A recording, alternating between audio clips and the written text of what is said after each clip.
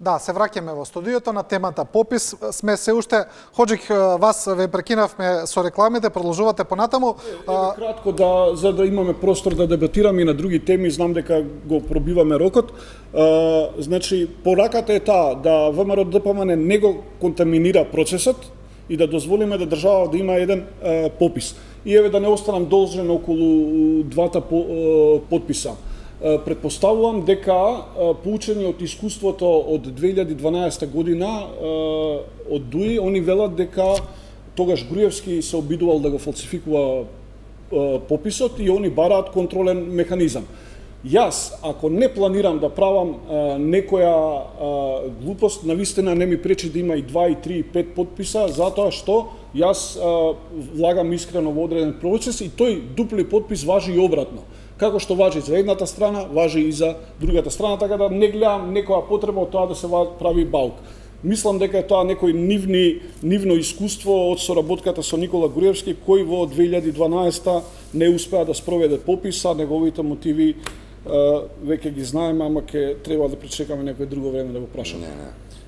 Дублиот подпис и ставање на како заменик човек кој што врска нема со статистика, пред некои 5-6 месеци во Агенцијата за статистика како последен да го овери пописот е дефинитивно црешка на тортата дека тоа е политички процес сега кој што се случува, дека тоа не е статистичка операција и повторно ќе го кажам она што го говори ВМРО постојано, а тоа е дека Македонија и сите институции треба се да направат во меѓувреме да се оспособат институциите кои што се дали Министерство за внатрешни, Фонд за здравствено осигурување, Пензиско, Министерство за образование, се, да ние електронски од тие бази на податоци на годишно ниво знаеме колку луѓе се иселиле или колку, дај Боже, во идно време се вселиле во Македонија, се вратиле повторно да живеат.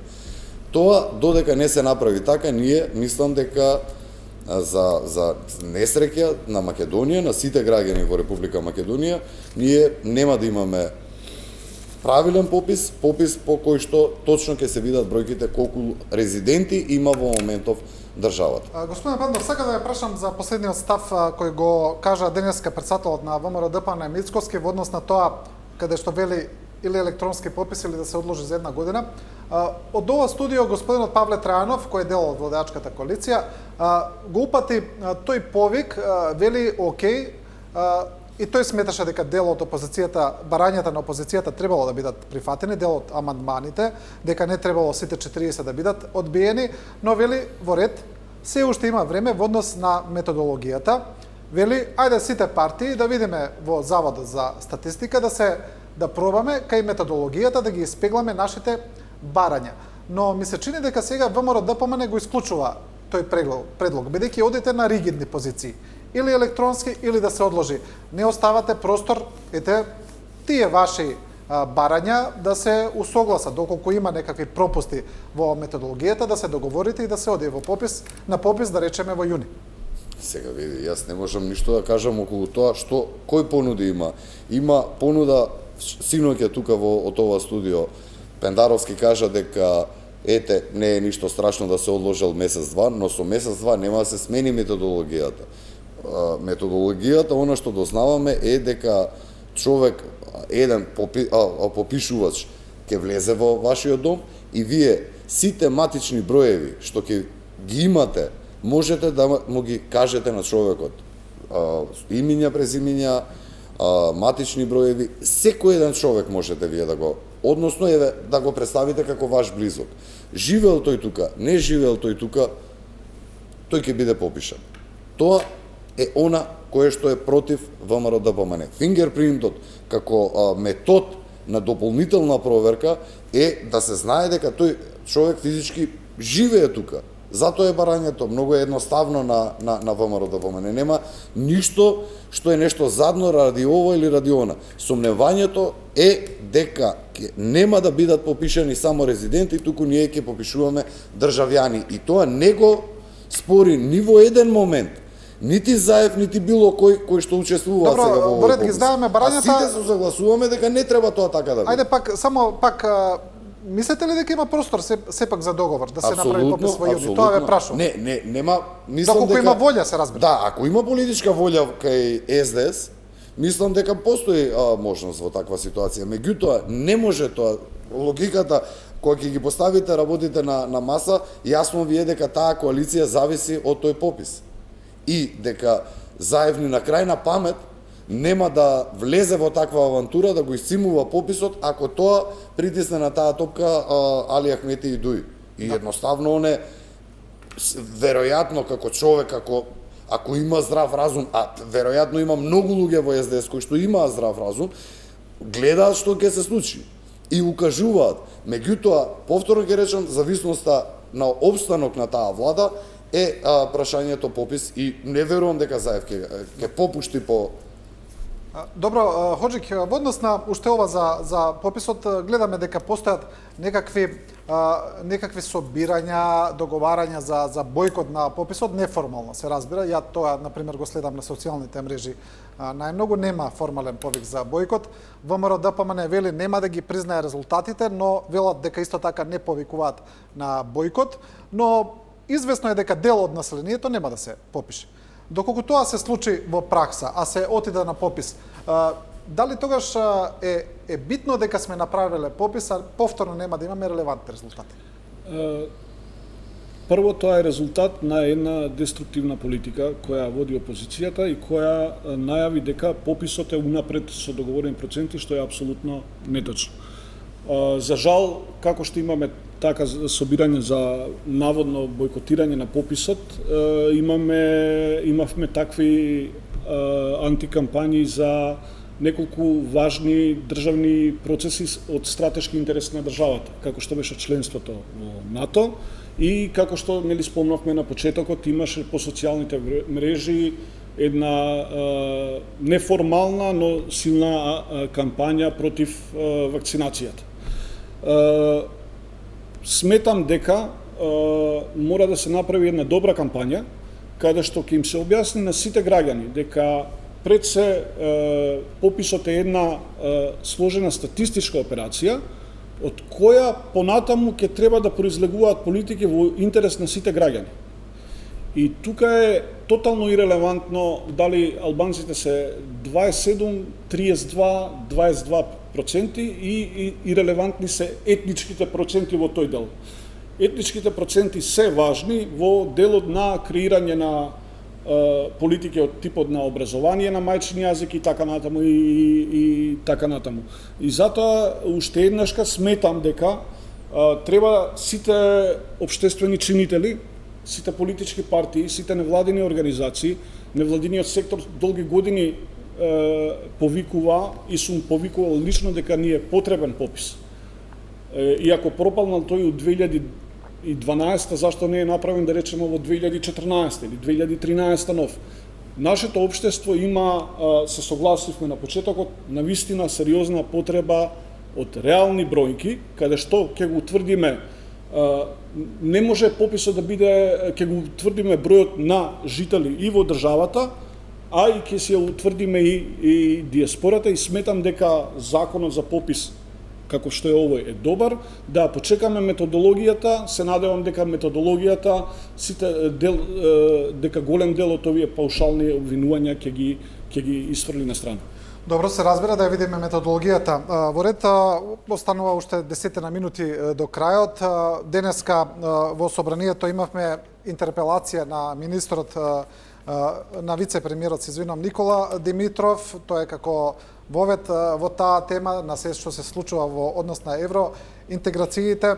Опозицијата го винува Димитров дека најмногу тој е виновен за сето ова што се случува, се враќаат назад и од Преспанскиот договор, договорот за добрососедство со Бугарија.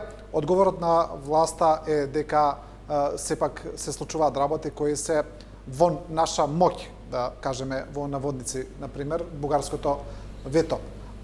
Гледате ли вие, господине Пандов, вина на власта, еве, за ова што Бугарија не стави вето? Каде тука би била вината на владата? Апсолутно гледам вина, како не гледам вина. Вината е во тоа што Зоран Заев и во минатите години покажа и докажа како се раскршмуваат национални интереси на една држава. Тоа пред се го направи договорот со Однивици, со Грција, во прифаќање на Тиранската платформа. Од тука бројни изјави беа на бугарските првенци дека што се не сме продале, што се не сме дале на останатите соседни држави, зошто не го прифатиме она нивно барање. При тоа јас морам да потенцирам дека при самото потпишување на тој договор помеѓу Република Македонија и Република Бугарија, лично јас и партијата ВМРО-ДПМН на не знам колкав број пати беше укажувано дека Македонија ќе биде доведена во ситуација, и јас најбуквално сум кажувал, да леземе, ако ги прифаќаме барањата на Бугарија, да ние само како бугари и како ништо друго бидеме примени во таа Европска Унија. Жално е што тоа го прават бугарите сега према Република Македонија. Жално е што ние цела среќа беше ставено вето од Словачка и од не знам која уште една земја, од Словачка и од Полска и од Чешка, така е. Од Словачка и од Чешка на она завршниот, да ве потсетам, имавме ние од Европска Унија завршен документ во кој што беше потврдено дека ние мора да преговараме за нашата историја со Бугарија за да бидеме ние примени во таа Европска Унија, и тука позади таа одлука на Бугарија, јас мислам дека не се тие единствени, мислам дека имаат прикриена, не јавна во моментов, подршка и од останати земји, се имаат солидаризирано со нив. Сето тоа е недобро по Македонија и сето тоа нас ни укажува дека патот кон Европската Унија ќе биде и до сега бил никаков, поготово ако ги земеме, пошто не е само Бугарија како Бугарија. Ние треба да имаме во предвид дека еве со господинот Ходжич и јас пред 5 години сме биле во студио, јас во тоа време како представник на ГДОМ, господинот Ходжич како представник на шарена, еве да речем, револуција, во тоа време така не се нарекува. Нивната парола беше нема правда, нема мир. Ние денеска читаме дека сме само одиме на надоле и дека сме хибриден режим. Пред неколку дена Transparency не спушти уште не знам колку места, односно од 62-65 во времето на режимот на Груевски, ние сме сега 111 место. На сите такви ранг листи ние сме во група со афрички земји, ние нели тежнееме кон тоа дека сме европска држава и дека кон Европска Унија припаѓаме, ние сме рангирани со африкански држави или со не знам какви азиски држави, јужноамерикански држави, ние сме далеку од проевропска по однесувањето на нашите во момент првенци. Имаме политички осуденици, имаме здравствениот систем е онаков каков што е, и го имаме некој си као квази реформи во образованието, во кој што ќе ни се брише историјата, во кој што на сексуални воспитувања најмалине деца ќе бидат подвргнати. Едноставно ние имаме ситуација во која што во буквална смисла на зборот хибриден режим, кој што оваа држава само на назад и на назад и не оддалечува и не Ова што го кажавте, малку измешавте доста теми во ред, но ова што го кажавте, ова што го кажавте на крајот, само вас сакам. Тоа е кажано од говорница на ВМРО-ДПМН, Весна Јаневска го кажа, дека ќе се воведува сексуално образование второ одделение, но се работи за класична лажна вест. Значи, сексуалното образование е планирано да се воведе од 9-летка. Па да, сите го пренесува потоа. Јас го имам прочитано, меѓутоа, зашто го кажувам? Затоа што сето тоа нас, нели, го правиме заради ЕУ, да ние се приближиме кон ЕУ.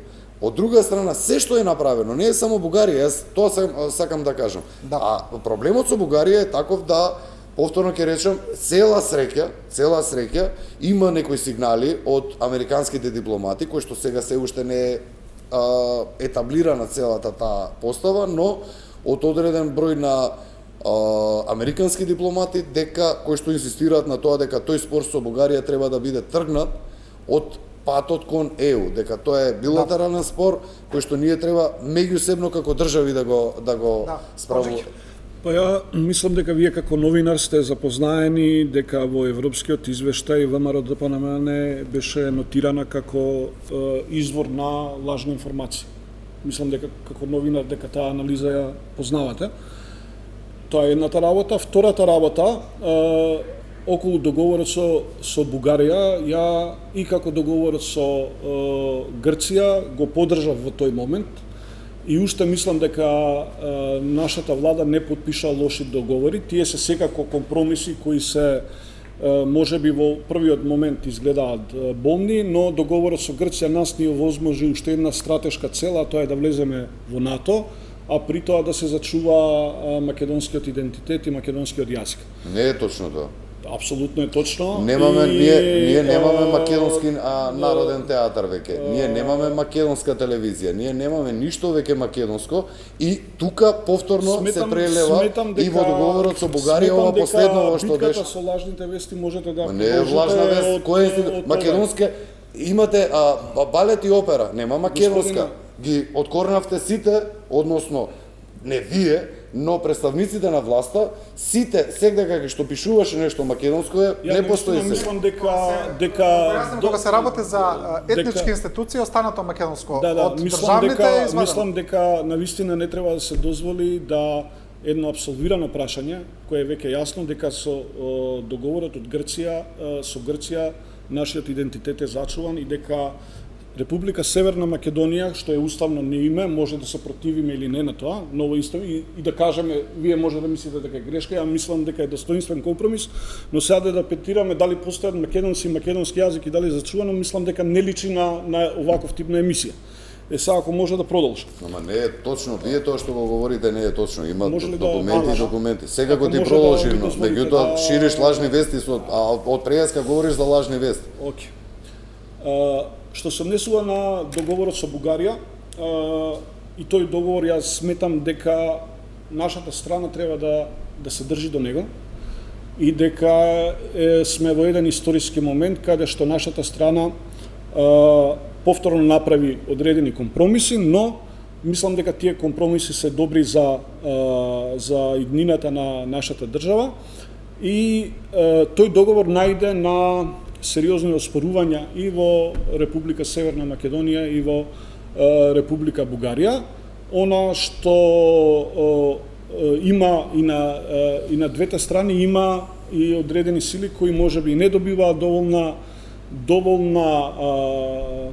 видливост, а тоа е дека се залагаат да овој договор профункционира.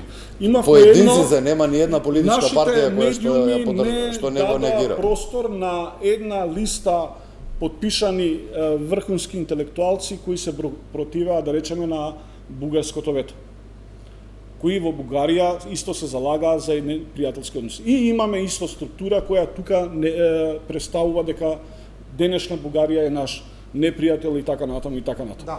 По мене, јас би бил среќен да коридорот, да видиме што тоа ние не сме направиле.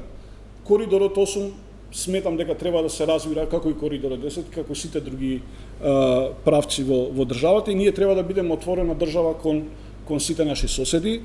Кој ни е на нас крив што ние пругата од Бугарија за Бугарија која збориме од 91 уште не ни е готова.